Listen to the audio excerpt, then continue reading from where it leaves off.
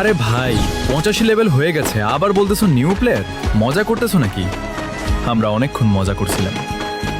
অনেকক্ষণ চুপ থাকার পর ছেলেটা হঠাৎ বলল, ভাই এটা আমার আইডি না, এটা আমার বড় ভাইয়ের আইডি। তখন আমি বললাম, তাহলে ভাই তুই এই আইডি নিয়ে খেলতে আসছিস কেন? এরপর সে পুরো চুপ হয়ে গেল। মনে হচ্ছিল বলার মতো আর কিছুই নেই তার কাছে। কিছুক্ষণ পর লক্ষ্য করলাম ওর কণ্ঠের সুরটা বদলে গেছে। আগের সেই হাসিটা আর নেই, বরং কণ্ঠে ছিল গভীর এক বেদনা।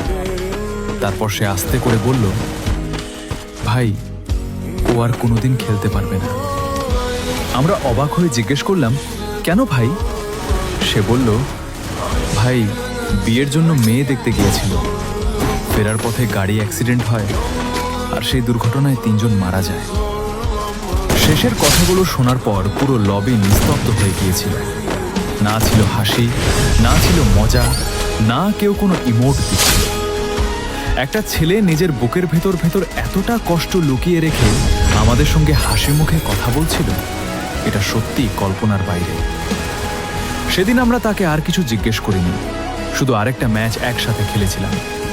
কোনো অভিযোগ করিনি, কোনো প্রশ্নও না, কারণ কিছু কষ্টের সামনে শব্দগুলো হার মেনে যায়।